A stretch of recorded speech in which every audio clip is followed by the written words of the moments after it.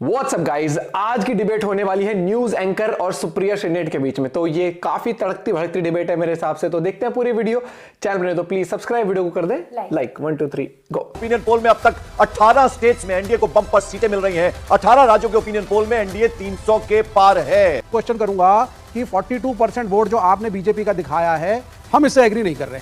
पोल opinion poll ये जो हो रहा है ना, ये भाजपा अपनी भूमिका बनाने के लिए कि भैया हम बहुत आगे निकल गए हैं। 327 पर एनडीए पहुंच चुका है 444 में ही, और विपक्षी गठबंधन जो है वो 73 पर ही पहुंचा है सिर्फ। राहुल गांधी खुद चाहते थे कि तृणमूल कांग्रेस से अलायंस हो, ऐसा हुआ नहीं। अधीर रंजन चौधरी के खिलाफ ही यूसुफ पठान को उतार दिया बहरामपुर से।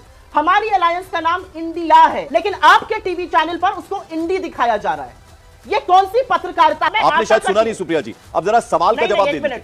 सवाल का जवाब सुप्रिया जी,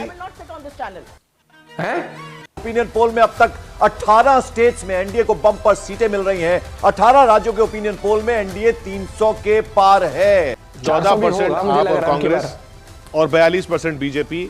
आपका अलग अलग लड़ना बीजेपी को सीधा फायदा दे रहा है। देखिए, पहली चीज, तृणमूल कांग्रेस ने अभी नहीं बोला कि वो INDIA में नहीं है। उसने 42 सीटों का अनाउंस कर दिया शायद, लेकिन उसने ये भी कहा I am not out of INDIA, I am in INDIA, और जो भी होगा मतलब समझाइए ना, क्या मतलब हुआ इसका? सीधे सीधे समझाइए ना आप कि हम हैं इंडिया गठबंधन में लेकिन अलग लड़ रहे हैं। इसका ये मतलब होता है कि लेफ्ट और कांग्रेस केरल, त्रिपुरा, बंगाल में लड़ा करते थे एक दूसरे से, लेकिन 2004 में वाजपेयी को हरा करके सरकार बनाते थे।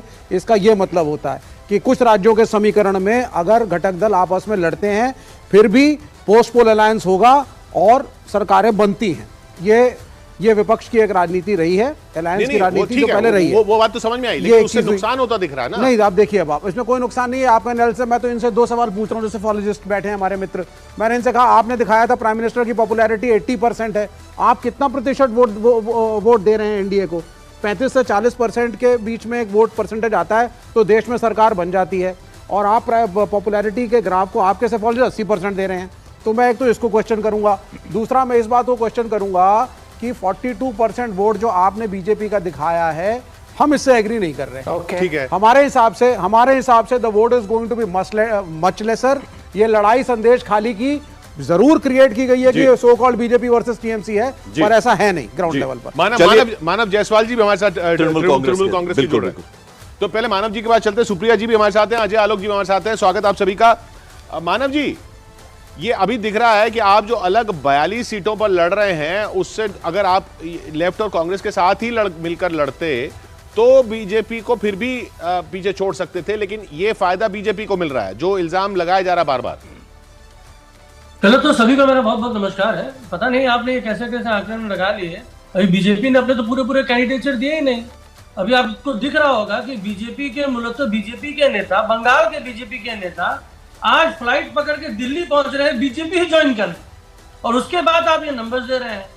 साथ ही साथ ये जो नंबर्स है ना, देखिए, जो पोल ओपिनियन पोल ये जो हो रहा है ना, ये भाजपा अपनी भूमिका बनाने के लिए कि भैया हम बहुत आगे निकल गए हैं। ये जो नैरेटिव जो फ्लाइंग वोटर्स है, ये उनके तरह करते थे, लेकिन वास्तविकता क्या है कि भैया 2021 आपका एक आया था ऐसे ही कुछ कि भाई भाजपा को 135 मिलेगा, हम कहीं ना कहीं पिछड़ जाएंगे।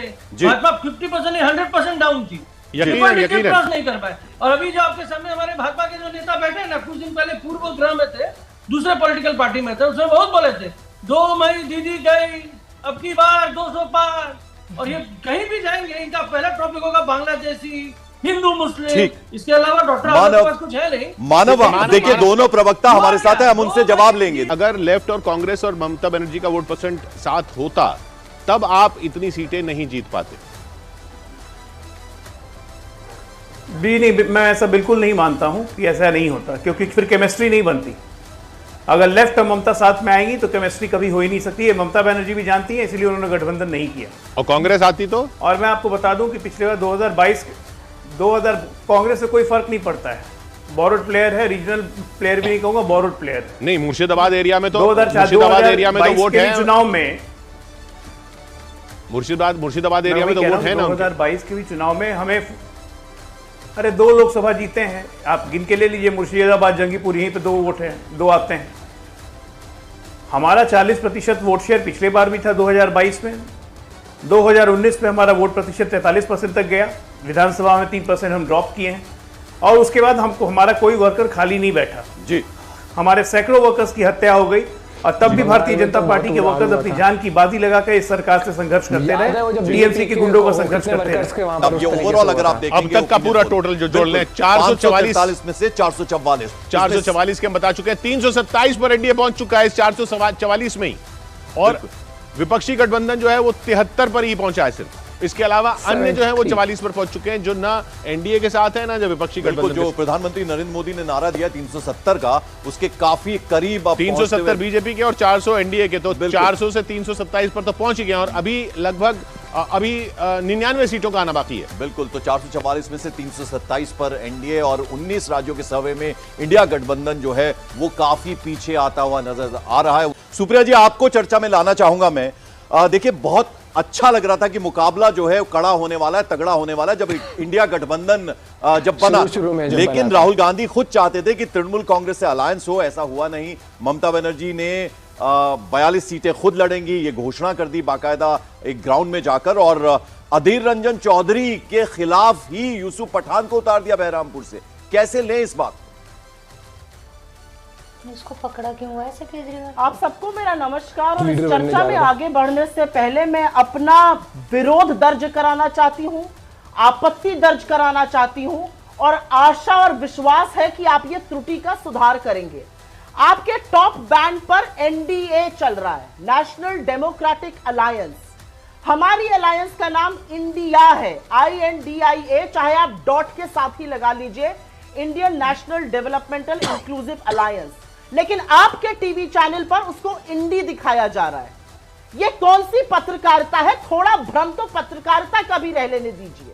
मैं सबसे पहले यह विरोध दर्ज करूंगी और जानना चाहती हूं कि किस हिसाब से एनडीए लिखा गया है और इंडिया पूरा नहीं। ये सब बताओ, आप भी बताओ। आप डॉट के साथ ही लगाते, अगर आप I.N.D.I.A लगा देते तो मुझे आपत्ति नहीं होती।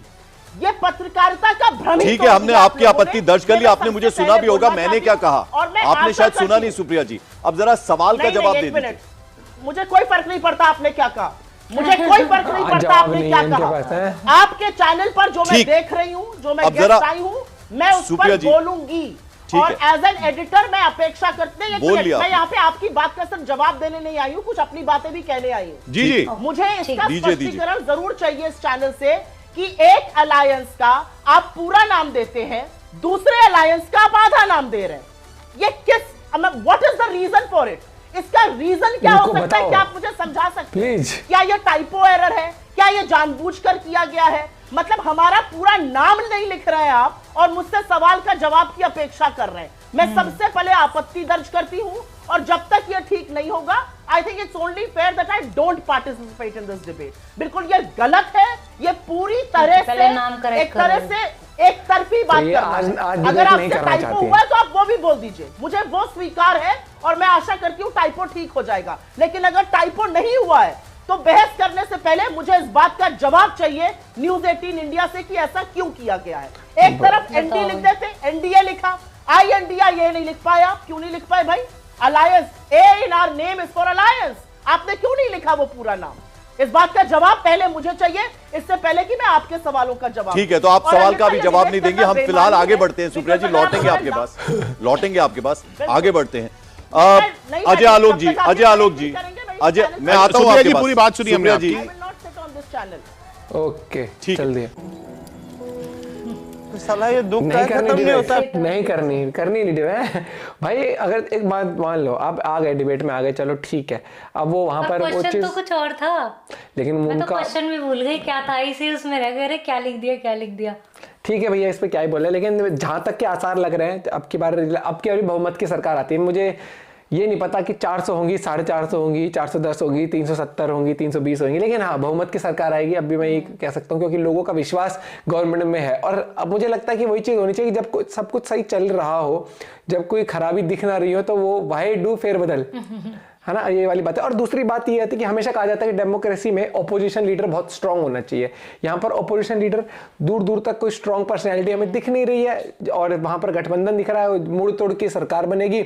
ये मुड़ तोड़ की तो तब बनती है जब इलेक्शन लड़ने के बाद भी बिल्कुल ही नहीं आप सरकार बना पा रहे हो। तब ये शुरू से ही इनको कॉन्फिडेंस इतना है कि कोई भी नेशनल लेवल की पार्टी है, कांग्रेस एग्जाम्पल, भाई उसको बिल्कुल विश्वास नहीं है कि वो आसपास भी आ सकते हैं, उनके आसपास भी आते तो बाद में चलो कि तुम गठबंधन करना, पहले से इतना कॉन्फिडेंस है कि आ ही नहीं सकते हम आसपास भी और हम गठबंधन बनाएंगे।